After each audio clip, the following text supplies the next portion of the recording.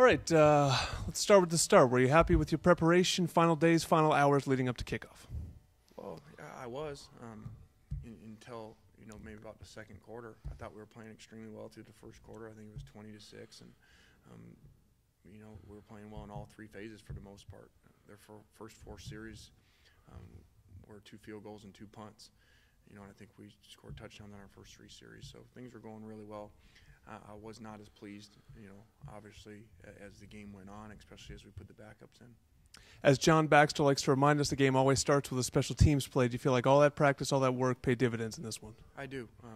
All the time that we put into it and playing our starters as well on special teams definitely paid off for it in that game, not just with Ronald's return, but also with our kickoff coverage.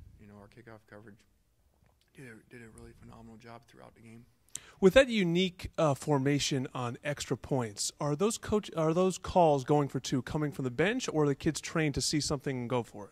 They're trained in certain looks to be able to do certain things if they give it to us. And also what's valuable about that is the practice time that eats up from other teams. As you put those type of things on film, other teams throughout the season have to use part of their practice time practicing against those. By my count, 10 possessions, 7 touchdowns. Speak to the efficiency of your offense. Yeah, I thought that they did some good things. We weren't pleased with 2 possessions that on third down we had converted and were called back because of penalties. That's doing things right. And so 7 out of 10 touchdowns, our standard here is to score on every possession. So there's a lot to improve on. The efficiency was led by your quarterback, Matt Barkley. I think the ball only hit the ground 5 times. You look back at the tapes, obviously, from last year. In what area has he improved from game 1 to what you saw last year on tape? Well, I think number 1, no turnovers. That's something that plagued him last year was turnovers as a true freshman, which normally does. That has been a big emphasis, and his ability to move outside of the pocket, which you saw him moving around and throwing the ball downfield off of play action. So he did some good things, but as well there are a couple decisions he made that he can do. He can do a better job of this week. Ronald Johnson was dominant, particularly in the red zone. I'm guessing from what you've seen in practice, you really were not surprised by his performance. No, that's our expectation for Ronald, especially our number 1 receiver here for years has put up those type of numbers, and we expect him to do that. He had a good game, and I think would have been even better, if we were playing him in the fourth quarter as well. So he needs to continue to develop, continue to work on the little things to be able to continue that type of success week in and week out. We talked about some cohesiveness worries going into this game on the offensive line. Did your guards hold up? Butch Lewis and Khalid Holmes, obviously they paved the way. Mark Tyler had a great day. Yeah, they did well. It was good to see them play together, even though they hadn't done it very much. And so they need to continue to improve. Was happy with Mark as well. After 1 week for Mark to be the leading rusher in the Pac-10 is a good first step. But he better keep going. Dylan Baxter comes back this week, and all jobs are still open. So he's got to continue to improve himself. You only gave up 6 points defensively in the first 4 possessions. What broke down after that? Did the kids just get tired? Is it that simple? Explosive plays. Hawaii's always going to move the ball at times. They've struggled over last year in the red zone especially, and so our deal was they were going to move it at times, but we had to limit the big plays, and so we could force them to field goals. And unfortunately, they hit some really big plays on us with some breakdowns and some missed tackling.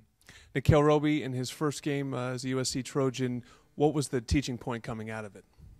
Well, the poor kid played about 94 plays between defense and special teams, so we probably overworked him. That's my fault as the head coach, especially out the first game in Hawaii, all throwing, so it's not like he had a bunch of plays off where they were just handing it off. But it's good for him.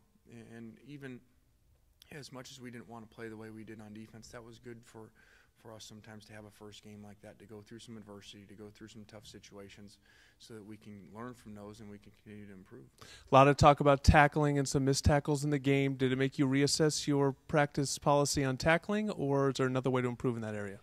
No, we're not changing, because, as you look at the overall picture, we're going into week 2 and we're basically, close to 100% healthy for the most part. So we need to maintain that, because I think you got a little glimpse of why that's so important to us in the fourth quarter when we did put our backups in.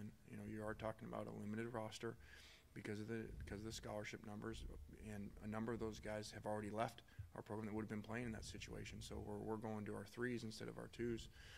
We need to stay healthy more importantly than anything else. When did you turn the page from Hawaii and start really looking at Virginia and focusing on them? Very quickly. That game's over with. We always turn the page, bad or good, because we need to move on. We're 1-0, and that's the most important thing. And now the next most important thing is to get to 2-0, but improve all aspects of our game as we get to 2-0. In looking at them, will they give you more opportunities to use your base defense and what you call the strength of the team, which is strength defensively? Yeah, on film, it looks to be that way. You never know, what they're going to come in, what their plan will be. I know our crowd will be motivated, will be excited. A night game, SC has played great at night. I think 31 straight wins at the Coliseum at night. So it'll be great to be in there with our crowd, and we're going to need them. Hopefully they're going to be extremely loud when we're out there on defense and help us attack these guys. Just looking at the box score, their running back, senior running back Keith Payne ran for 4 touchdowns in the opener. Is he their most dangerous weapon that you're keying on? Yeah, he is. But the quarterback played extremely well. They got 2 receivers that are good receivers, so we're going to have our hands full. But most importantly, it comes back to us. We have to be extremely consistent in what we do and not worry so much about what they do. Where would you like to see your greatest improvement in your offense from week 1 to week 2? I'd like to have the same game we had in week 1. We were fortunate to things go our way in that game, but I just want our guys to continue to be consistent. We went without a turnover until we put the backups in and had one. I'd like that to be a shutout.